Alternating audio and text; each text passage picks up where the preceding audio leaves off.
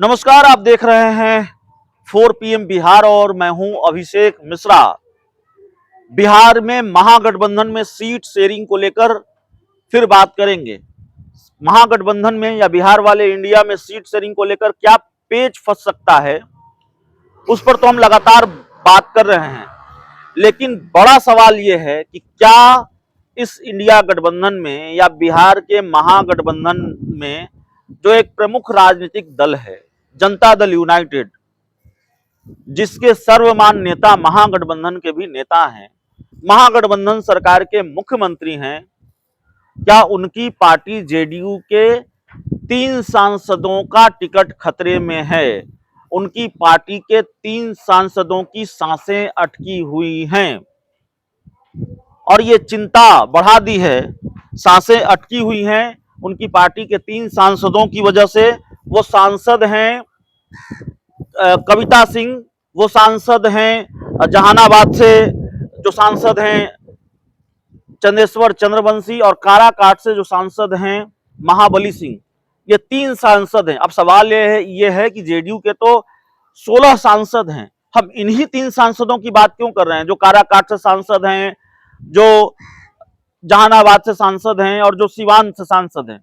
दरअसल इन 3 सीटों को लेकर, जो जेडीयू की 3 सीटें हैं, जहानाबाद, काराकाट और सिवान, इस पर लगातार दावा कर रही है सीपीआई-एमएल। और सीपीआई-एमएल न सिर्फ दावेदारी पेश कर रही है, बल्कि सीपीआई-एमएल ने एक प्रस्ताव भी सीट शेयरिंग को लेकर भेजा है लालू यादव के पास। और 5 सीटों पर उन्होंने अपनी डिमांड रखी है, बल्कि 5 सीटों का नाम भी बताया है कि कौन कौन सी सीटें चाहिए। उन 5 सीटों में से पाटलिपुत्रा, आरा, सिवान, काराकाट, जहानाबाद और जहानाबाद है। तो ये 5 सीटें हैं, फिर बता देते हैं।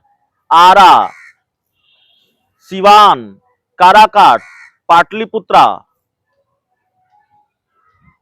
ये 5 सीटें हैं जिनकी मांग कर रही है सीपीआई-एमएल। और लगातार इसको लेकर बयान सामने आ रहा है दीपांकर भट्टाचार्य का। सीपीआई-एमएल के जो राष्ट्रीय महासचिव हैं दीपांकर भट्टाचार्य ने जेडीयू के इन 3 सांसदों की टेंशन बढ़ा रखी है और उनकी चिंताएं और बढ़ा दी हैं।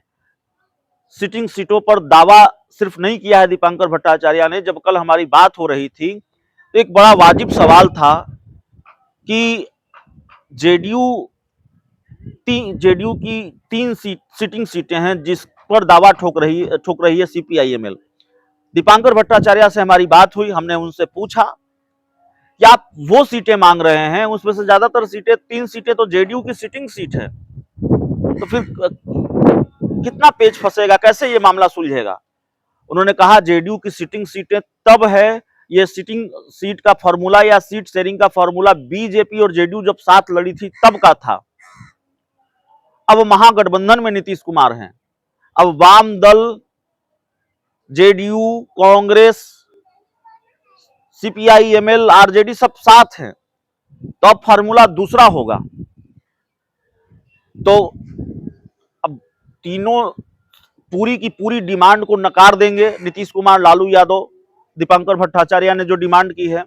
3 में से कोई सीट भी नहीं मिलेगी, या नीतीश कुमार अपनी किसी सिटिंग सीट से समझौता करेंगे, या तीनों सीट से समझौता करना पड़ेगा। ये देखना बड़ा दिलचस्प होगा। लेकिन दीपांकर भट्टाचार्य से जो हमारी कल एक्सक्लूसिव बातचीत हुई है उसको आप सुनिए, और उसको सुनने के बाद फिर आप अंदाजा लगा लेंगे कि कैसे चिंता बढ़ा दी है दीपांकर भट्टाचार्य ने जेडीयू के 3 सांसदों की। फिर बता देते हैं। काराकाट से सांसद महाबली सिंह, काराकाट सीट दीपांकर भट्टाचार्य डिमांड कर रहे हैं। सिवान की सीट कविता सिंह की सीट है, जेडीयू की सांसद हैं, वो सीट भी मांग रहे हैं दीपांकर भट्टाचार्य।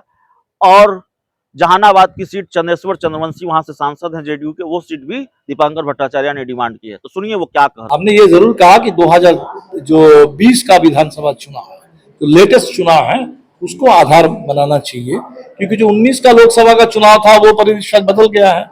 19 के चुनाव में एनडीए गठबंधन था, जनता दल उस समय भारतीय जनता पार्टी के साथ था, बदल गया है। तो बदली हुई परिस्थिति में, बदले हुए परिदृश्य में जो हमारे पास सबसे ताजा एक तरीके से आंकड़े हैं वो 2020 के विधानसभा चुनाव के आंकड़े हैं।